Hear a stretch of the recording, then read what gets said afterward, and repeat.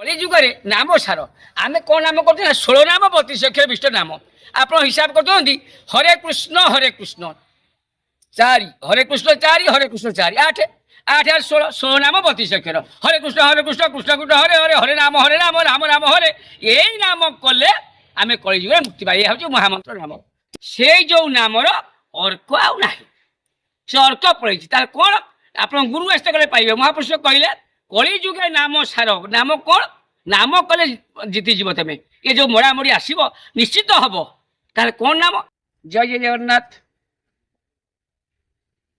ध्यातं सुवर्ण वर्ण भ्यं देवी त्रिनेत्रं चारुहासिनी सर्वलक्षण संपन्ना रधेन्द्र कुतशेखरा चतुर्भुजा बलाधराश्च स्वरूपिणी उद्यते सुर निर्विघ्नं महिषा सिंहवाहिनी मुक्ता धामरा शतकंठा मुनि विस्तुति पाठक सिद्ध दैव जुष्टा भूमारी भीष्ट सेविता सर्व काम प्रदा दुर्गा प्रदा भक्त वस्त्रा सशंख चक्र सकिरीट कुंडलम सपीत वस्त्र सरसीरुहेक्षणम सहार वक्ष स्थल कौस्तुभ श्रियं नमामि विष्णु शिरसा चतुर्भुजं जय जय जगन्नाथ समस्त ओडिशावासी को मोर आभूम प्रणाम। तो सज्जन मंडली अनेक यूट्यूब रे आपण मान देखुथिबे जे 26 मसीह ये जुग शेष हो जगन्नाथ महाप्रभु कला धड़ा घोड़ा चढ़ी कल्कि अवतार होई लोक को संहार करेंगे ये कथा प्राय आप सब यूट्यूब देखुथिबे बहुत चैनल दउछि मुझे बाबद आज किसी कहूँ महापुरुष अच्युतानंद 500 वर्ष तले पद्मनाभ पीठ नेमाल धाम मालिका रचना करते केते मालिका रचना करते आपन केते मालिका रचना करते महापुरुष अच्युतानंद दास से महापुरुषंकर जो अच्छी शिष्य रामदास पाखरे बसाई 1,85,000 ग्रंथ महापुरुष रचना करते से ग्रंथ मध्यरु आपनकर देखंतु गोटे चकड़ा मराण सी हूँ मुख्य ग्रंथ तारे सब भक्तों ना अच्छी समस्त ना प्राय अच्छी एवं जो महापुरुष मालिका रचना करीगले मालिका रचना करी किछि मालिका जंघ तले रखिले किछि मालिका फिंगी दौले रामदास शिष्य बसते पचारे कहले अच्छा गुरुदेव गुरुदेव ये किछि मालिका कौन जंघ तले रखुच्च आउ किछि मालिका फिंगी दौरान हसीदे महापुरुष कहले राम रे तू जाणीनु ना कौन ना अतएव उत्तर खाता जमी पिला सब आगे रफ खाता करते तो सब मोबाइल फोबाइल सिस्टम ना आगे सब रफ खाता आम करूँ पाठ पढ़ुलु मुझे 83 मसीह पाठ पढ़ी से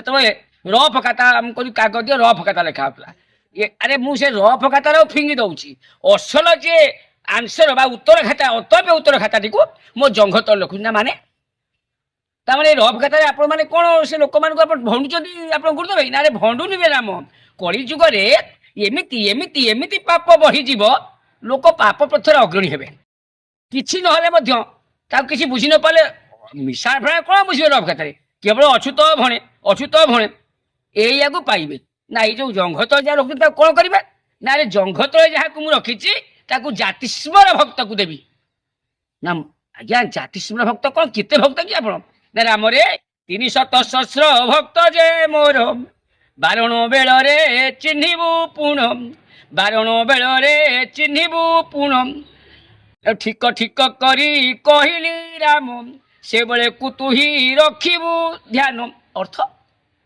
राम रे 3 सहस्र भक्त मोर अच्छा गोटे भक्त श्रेष्ठ भक्त अच्छी ना आज्ञा किए से ना ना हूँ किणु दास ता ना हूँ किणु दास जगतसिंहपुर से भेट हम एणु जगतसिंहपुर बालीकुदार से भेट हम एवं खंडगिरी की आसब ना आज्ञा खंडगिरी कौन कर ना खंडगिरी रे से बांटव ना से कौन अच्छी ना केवल धनवंतरी आउ किसी ना धनवंतरी अर्थ ना जिते बड़े रोग व्यापी जीव जिते लोकंर पाप भारा बढ़ी जाए से तो लोक रोगाग्रस्त हो जाती से तो रोग व्यापी जीव डाक्तर आउ औषध दे पारे कि रोग चिन्ह पारे ना कौन हम आज्ञा ना अचिन्हा रोग व्यापी संसार भल न औषधारी कर्मे धर्म हेब संकुचित भिक्षासी संख्या बढ़ बहुत राम रे धर्म संकुचित हो छोट हो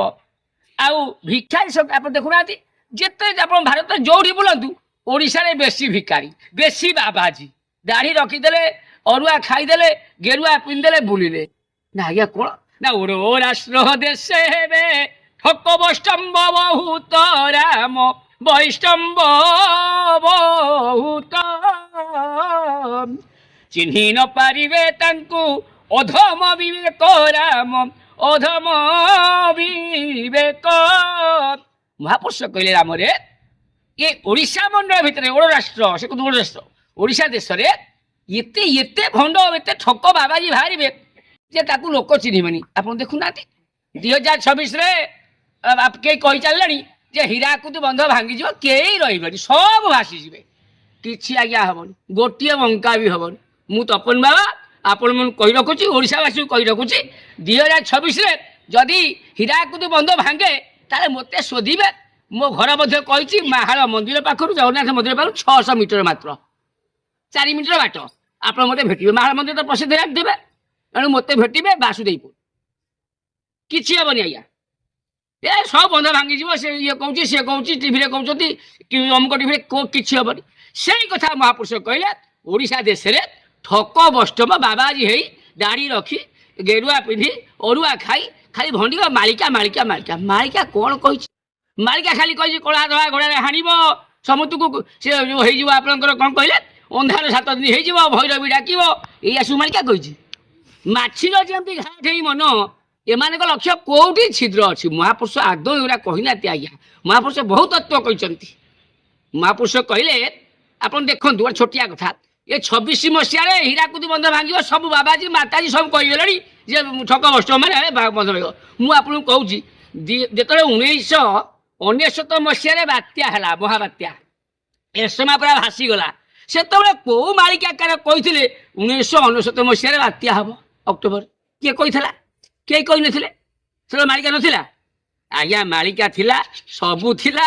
ଏମାନେ କେବଳ ଚାଟୁ କଥା କହି ଲୋକଙ୍କ ଠାରୁ ଟଙ୍କା ହଣ୍ଡିବାକୁ କଥା, ସେଥିରେ ଥିଲା ଆଜ୍ଞା। ମୁଁ ମଧ୍ୟ ଏବେ ଦେଖୁଛି, ସେତେବେଳେ ମୁଁ ମାଳିକାକୁ ଦେଖିନଥିଲି, ଲେଖା ହେଇଥିଲା 16 ନାମ 32 ଉପର 333 କି ଜାଣିଥା କେହି ନୁହେଁ କାହାର।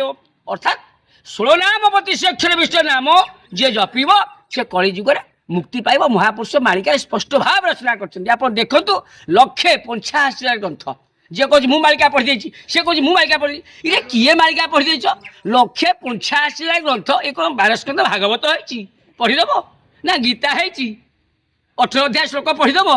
185,000 ଗ୍ରନ୍ଥ ମହାପୁରୁଷ ରଚନା କରିଛନ୍ତି। 185,000 କିଏ ପଢ଼ିବ? ମରିବା ଆଗେ କହିଲେ ମୋତେ। ସେ ଲୋକଟା ନାଁ କହିଲେ ଆମେ ଦିଆସିଲି ଘୋଡ଼ରେ ତା ପାଦ ଧୂଳି ଆଣି ପାଇବା। ସେ ସବୁ ପଢ଼ିଦେଇଛି। ଏଣୁ କେହି ପଢ଼ିନାହାନ୍ତି ବାହାସ୍ପଟ, ଗୁଲିଗପ ଏବଂ ଭାଣ୍ଡାମି। ଯେ ମୁଁ ପଢ଼ିଛି, ମୁଁ ବି ମରିବା ଯାକେ ପଢ଼ିପାରିବିନି। 185,000 ଗ୍ରନ୍ଥ ମୁଁ କ'ଣ ପଢ଼ିବି? 85,000 ଗ୍ରନ୍ଥ। ଏଣୁ ସଜ୍ଜନ ମଣ୍ଡଳୀ ମହାପୁରୁଷ କହିଛନ୍ତି କଳିଯୁଗେ ନାମ ସାର। କୋଉ ନାମ? ନା 16 ନାମ 32 ଉପର 333 କି ଜାଣିଥା କେହି ନୁହେଁ କାହାର। ଆପଣମାନେ ହିସାବ କରନ୍ତୁ, ସମୟ ଦେଲି 333 ହିସାବ କଲେ କେତେ ହେଉଛି? ଅଙ୍କ ପାଠ ମହାପୁରୁଷ ଅଙ୍କ ହାରିଆ ଠାର ଅଛୁତିକାର 333 ହେଉଛି 99। ଆପଣ ହିସାବ କରନ୍ତୁ, 33 ହେଲେ 99 ମସିହା। ରାମଦାସ ପଚାରିଲେ, କହିଲେ ଗୁରୁଦେବ କ'ଣ ହବ? ନା କାହିଁ ପବନ ରୂପରେ ମୁଁ ସକଳ ଗ୍ରାସିବି ରାମ ସକଳ ଗ୍ରାସିବି, କାହିଁ ଯୋଗ ମାୟା ନେଇ ସଂହାର କରିବି ରାମ ମୁଁ ସଂହାର କରିବି। ମହାପୁରୁଷ କହିଲେ ରାମରେ କୋଉଠି ପବନ ରୂପେ ପୁରା ଖାଇଯିବି, କୋଉଠି ଯୋଗ ମାୟା ନେଇ ସଂହାର କରିବି। ଏଣୁ ତୁ ଯାହା କହିବୁନୁ ମୁଁ ଏ କାମ କରୁଛି ବୋଲି, ଲୋକ କହିବେ ଠାକୁର ହେଇକି କାମ କରୁଛନ୍ତି, କ'ଣ କରିବୁ? ନା ସେହି ବେଳେ ମୋର ପାଖେ ପାଖେ ଜଗିଥିବୁ ରାମ ପାଖେ ଜଗିଥିବୁ, ଅବାଢ ଜ୍ୟୋତିରେ ମତେ ଲୁଚାଇ ରଖିବୁ ରାମ ଲୁଚାଇ ରଖିବୁ। କହିଲେ କ'ଣ? ନା ଯୋଉ ସମୟରେ ଏଇ କାର୍ଯ୍ୟ ହବ ତୁ ସେଇ ସମୟ ଜଗିକି ରଖିଥିବୁ, କାହାରେ କହିବୁନୁ। ଅବାଢ ଜ୍ୟୋତି, ଜ୍ୟୋତି ମଧ୍ୟରେ ଅବାଢ ଜ୍ୟୋତିରେ ମତେ ଲୁଚାଇ ରଖିବୁ ଯେ କେହି ଜାଣିପାରିବାନି ମୁଁ କରୁଛି ବୋଲି ଏ କାର୍ଯ୍ୟ। ତାହେଲେ ନାମ କ'ଣ? ନା 16 ନାମ 32 ଅକ୍ଷର ବିଶିଷ୍ଟ ନାମ ଯିଏ ଜପିବ ସେ କଳି ଯୁଗରେ ନିସ୍ତାର ପାଇବ। କଳି ଯୁଗରେ ନାମ ସାର। ଆମେ କ'ଣ ନାମ କରୁଛୁ? ନା 16 ନାମ 32 ଅକ୍ଷର ବିଶିଷ୍ଟ ନାମ। ଆପଣ ହିସାବ କରୁଛନ୍ତି ହରେ କୃଷ୍ଣ 4, ହରେ କୃଷ୍ଣ 4, ହରେ କୃଷ୍ଣ 4, 8 8 8 16 16 ନାମ 32 ଅକ୍ଷର। ହରେ କୃଷ୍ଣ କୃଷ୍ଣ କୃଷ୍ଣ ହରେ ହରେ, ହରେ ରାମ ରାମ ରାମ ହରେ। ଏଇ ନାମ କଲେ ଆମେ କଳି ଯୁଗରେ ମୁକ୍ତି ପାଇବା। ହେଉଛି ମହାମନ୍ତ୍ର ନାମ। ଠିକ ଆଜ୍ଞା। কিন্তু এই নামକୁ ଚୈତନ୍ୟ ଦେବ ଯେତେବେଳେ ଆସିଥିଲେ ନଦିଆ ନବଦ୍ୱୀପରୁ ମଲା ନଡ଼ିଆ ଗଛ ଯୋଉ ଥିଲା ସେ ମଲା ନଡ଼ିଆ ଗଛ ମୂଳେ 7 ଭେରାଇଟି ନାମ କରି ଜପି ଦଉଥିଲେ ଏଇ ନାମକୁ ସେ ଗଛ ପଲ୍ଲବିତ ହଉଥିଲା। ଆଜି ଆପଣ 7 ଭେରା ନୁହଁ 7000 ଥର ଯଦି ଖୋଳ କଂସାଳ ଗିନି ହାରମୋନିୟମ ଧରି ବୁଲନ୍ତି ସେ ନଡ଼ିଆ ଆସିଯିବ କି? ତାର କାହିଁ ଯିଉନି ନା ଏଇଥିପାଇଁ ଯିଉନି ସେଇ ଯୋଉ ନାମର ଅର୍କ ଆଉ ନାହିଁ, ସେ ଅର୍କ ପଳେଇଛି। ତାର କ'ଣ ଆପଣ ଗୁରୁ ଆସ୍ତେ କଲେ ପାଇବେ। ମହାପୁରୁଷ କହିଲେ କଳି ଯୁଗେ ନାମ ସାର, ନାମ କ'ଣ? ନାମ କଲେ ଜିତିଯିବ ତମେ। ଏ ଯୋଉ ମରାମରି ଆସିବ ନିଶ୍ଚିତ ହବ। ତାହେଲେ କ'ଣ ନାମ? ନାମ ହରେ ରାମ କୃଷ୍ଣ ଶ୍ୟାମ ହିୟଂ ଶ୍ରିୟଂ ଧିୟଂ ପ୍ରିୟଂ ନାମ ନନ୍ଦ କନ୍ଦ ଦିନ ଧର୍ମ ସାଧୁ ମଧୁ ନାମ ବ୍ରହ୍ମ। ଏ ନାମ ଆଜ୍ଞା କେହି ପାଆନ୍ତିନି, କେବଳ ଗୁରୁ ଆସିତ ମାନେ ମହାପୁରୁଷ ଯୋଉ ରଚନା କରିଛନ୍ତି ଯୋଉମାନେ ଗୁରୁ ଆସିତ ସେଇମାନେ ଓମ୍ ହରେ ରାମ କୃଷ୍ଣ ଶ୍ୟାମ ହିୟଂ ଶ୍ରିୟଂ ଧିୟଂ ପ୍ରିୟଂ ପ୍ରିୟଂ ଶ୍ରିୟଂ ନାମ ନନ୍ଦ କନ୍ଦ ଦିନ ଧର୍ମ ସାଧୁ ମଧୁ ନାମ ବ୍ରହ୍ମ। ଇଏ ହେଉଛି 16 ନାମ 32 ଅକ୍ଷର ପ୍ରକୃତ। ଏଇ ନାମ ଯଦି ଆମେ ଜପିବା ତାହେଲେ କଳିଯୁଗରୁ ମୁକ୍ତି ପାଇବା। ମହାପୁରୁଷ ଲେଖିଛନ୍ତି, ମହାପୁରୁଷ ଆଗକୁ ଲେଖିଛନ୍ତି ଆଜ୍ଞା କେମିତି ନାମ ଜପିବା, କେମିତି ଗୁରୁ ଆସିତ ହବା। ମହାପୁରୁଷ କହିନାହାନ୍ତି ଯେ କୋଳା ଘୋଡ଼ାରେ ହାଣିବେ। ଆପଣ ଭାବିଲେ ମୁଁ ବହୁତ ଥର କହିଲେଣି, ବହୁତ ୟୁଟ୍ୟୁବରେ କହିଲେଣି, ମାନେ ଯେଉଁମାନେ ପଚାରନ୍ତି ଯେ ଗୋଟେ ଖାସି ଯଦି ଆମେ ରଜରେ କାଟୁଛେ ମାଂସ କରିବାକୁ, ଗୋଟେ କାହାକୁ ଡାକୁଛେ କାଟିବାକୁ, ସେ କହୁଛି ମୁଁ ନାଡ଼ ନେବି, ପୁରୀ ନେବି, ଚମଡ଼ା ନେବି, 300 ଟଙ୍କା ନେବି। ଆଉ ମହାପୁରୁଷ ଏକଥା କାହିଁକି କହିବେ ଯେ ଜଗନ୍ନାଥ ମହାପ୍ରଭୁ ଶ୍ରୀକ୍ଷେତ୍ର ଧାମରୁ ଆସି କଳା ଧଳା ଘୋଡ଼ାରେ ବସି 2 ଭାଇ ଯାକ ଗୋଟେ ଖଣ୍ଡା ଧରି 12 ହାତ ଖଣ୍ଡା ସବୁ ଲୋକଙ୍କୁ ହାଣିବେ, ଏଇଟା ଆପଣ ମନକୁ ପାଉଛି କି? ରାବଣ ସୀତାଙ୍କୁ ନେଇ ଚୋରି କରି ରଖିଲା, ପ୍ରଭୁଙ୍କ ହାତରେ ମଲା, ରାବଣ ମୁଖ୍ୟ ହେଇଗଲା, ମୁକ୍ତି ପାଇଗଲା। ପଚାରିଥିଲେ ଯେତେବେଳେ ସେତୁବନ୍ଧ ପ୍ରତିଷ୍ଠା ହେଉଥିଲା, ରାବଣ ଯେତେବେଳେ ପ୍ରତିଷ୍ଠା କରିଥିଲେ, ବିଶ୍ୱାଳ ଋଷିର ପୁଅ ରାବଣ ମହାଜ୍ଞାନୀ, ରାମଚନ୍ଦ୍ର ପଚାରିଲେ କହିଲେ ଆଜ୍ଞା ଗୋସାଇ ଆଉ କ'ଣ ଦେବି, ଆପଣ ତ ପ୍ରତିଷ୍ଠା କଲେ ମହାଜ୍ଞାନୀ। କହିଲେ ବାବୁ କ'ଣ ଦେବ ନା ମୁଁ ତ ବନଚାରୀ, ମୁଁ କ'ଣ ଦେବି ନା ତାହେଲେ ତମେ ଦେବ ନା? ହଁ ଗୋଟେ ଦକ୍ଷିଣା ଦେଲେ ବ୍ରାହ୍ମଣକୁ ଯଦି ଦକ୍ଷିଣା ସେଇଦିନ ଦେବ।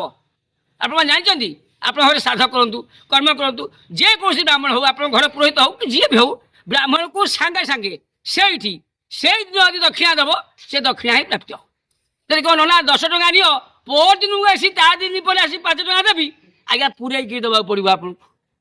ଆଉ 10 ଟଙ୍କା ପଶିଲେ ଯାଇ ବ୍ରାହ୍ମଣ ମୁକ୍ତି, ତମେ ମୁକ୍ତି ପାଇବ ନା ବ୍ରାହ୍ମଣ ଇଏ ପାରିବେନି। ଆପଣ ବ୍ରହ୍ମ ଜାଣିନାହାନ୍ତି ବ୍ରାହ୍ମଣ ଏଇଠି ସବୁବେଳେ ଭାଗବତରେ ପ୍ରମାଣ କରିଛନ୍ତି ଯେ କି ଆପଣଙ୍କର ପ୍ରଭୁ କହିଲେ ବ୍ରାହ୍ମଣ ମୁଖ୍ୟ ମୋ ଆହାର ଗୋବିନ୍ଦ ବିପଦ ଖଣ୍ଡଇ ତାହାର ଗୋବିନ୍ଦ।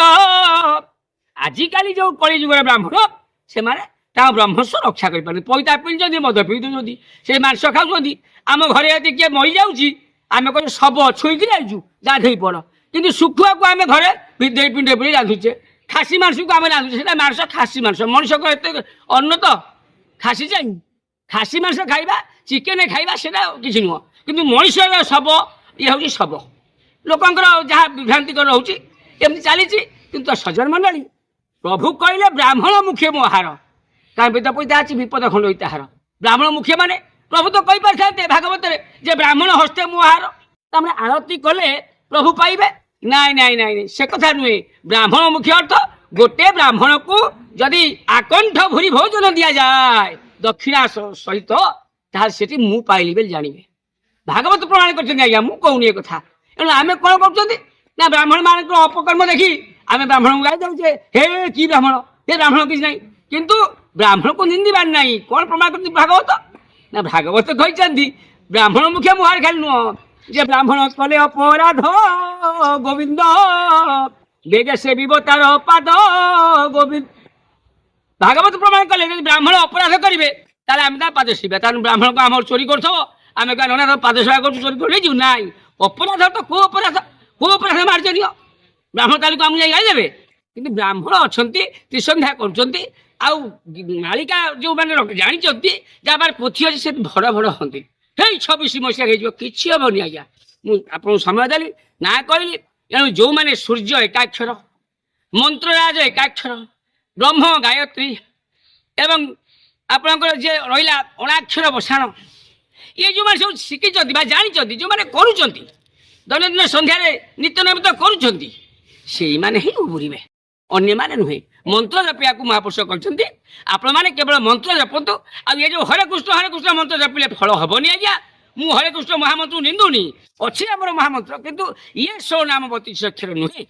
16 ନାମ 32 ଅକ୍ଷର ହଉଛି ଓମ୍ ହରି ରାମ କୃଷ୍ଣ ଶ୍ୟାମ ହ୍ରିୟଂ ଶ୍ରିୟଂ ଧ୍ରିୟଂ ପ୍ରିୟଂ ଦାମ ନନ୍ଦ କନ୍ଦ ଦିନ ଧର୍ମ ସାଧୁ ମଧୁ ନାମ ବ୍ରହ୍ମ। କେମିତି ମୁଁ ପାଇଲି? ଆପଣ କେମିତି ପାଇଲେ? ମୁଁ ଆଜ୍ଞା ରେଢୁଆ ମଠ ଜଗତସିଂହପୁରରୁ ଏବଂ ମହନ୍ତ ଠାରୁ ଏଇ ଯୋଉ କର୍ଣ୍ଣଗୁରୁ ମୋର ଅଛନ୍ତି ରେଢୁଆ ମଠ ଜଗତସିଂହପୁର, ସେ ମୋ କର୍ଣ୍ଣଗୁରୁ, 10ଟା ମଠର ଅଧିକାରୀ, ତାଙ୍କ ଠାରୁ ମୁଁ ଶିଷ୍ୟତ୍ୱ ଗ୍ରହଣ କରି ଏ ମନ୍ତ୍ର ପାଇଥିଲି। ଆପଣ ସେମିତି କୋଉଠି ଗୁରୁ କରନ୍ତୁ, ଗୁରୁ ନ କଲେ କୋଉଠି ବ୍ରହ୍ମଜ୍ଞାନ ଆପଣ ପାଇବେନି। ଏଇ ମନ୍ତ୍ର ଜପିବେ, ସୂର୍ଯ୍ୟ ଏକାକ୍ଷର, ମନ୍ତ୍ରରାଜ ଏକାକ୍ଷର, ବ୍ରହ୍ମ ଗାୟତ୍ରୀ, ବ୍ରହ୍ମ ଗୁଣାନମ, ଚତୁଷ୍ପଦା ଗାୟତ୍ରୀ, ଏସବୁ ଅଛି ଅଣାକ୍ଷର ବସାଣ, ଆକୁ ଜପିଲେ ମୁକ୍ତି ପାଇବେ। କଳା ଧଳା ଘୋଡ଼ା ଜମା ଠାକୁର ଆସି ଆଣିବେନି ଆଦୌ। କିମ୍ବା 26 ମସିହାରେ ହୀରାକୁଦ ବନ୍ଧ ଭାଙ୍ଗିବ ନା ଯେଉଁମାନେ କହୁଛନ୍ତି ସେମାନେ ଭାଣ୍ଡୁଆ ବୋଲି ଆପଣ ଜାଣିବେ 26 ମସିହା ପରେ। ତ ଅନେକ କଥା ମୁଁ କହିଗଲି, ଆପଣମାନଙ୍କୁ ବୋଧେ କ'ଣ ଲାଗିଲା ମୋତେ ଜଣେଇବେ। ଜୟ ଜୟ ଜଗନ୍ନାଥ। ଆଜି ପାଇଁ ତେବେ ବିଦାୟ ଦିଅନ୍ତୁ। ବିଦାୟ ଦିଅନ୍ତୁ ଭାଇ, ମୋତେ ମନେ ପକାଉଥିବଟି, ବିଦାୟ ଦିଅନ୍ତୁ ଭାଇ, କଳିଯୁଗେ ନାମ ସାର, କଳିଯୁଗେ ନାମ ସାର, ଏକା ହରି ନାମ ଗୋଟି, ବିଦାୟ ଦିଅନ୍ତୁ ଭାଇ। ହରି ଓମ୍ ସର୍ବେ ଭବନ୍ତୁ ସୁଖିନଃ ସର୍ବେ ସନ୍ତୁ ନିରାମୟଃ ସର୍ବେ ଭଦ୍ରାଣି ପଶ୍ୟନ୍ତୁ ମାମ କଷ୍ଟୁ ଦୁଃଖ ଭାବ ଭବତୁ ଶାନ୍ତି ଶାନ୍ତି ଶାନ୍ତି। ଜୟ ଜୟ ଜଗନ୍ନାଥ, ଜୟ ଶ୍ରୀ ଜଗନ୍ନାଥ, ଜୟ ଶ୍ରୀ ଜଗନ୍ନାଥ। ହରି ଓମ୍।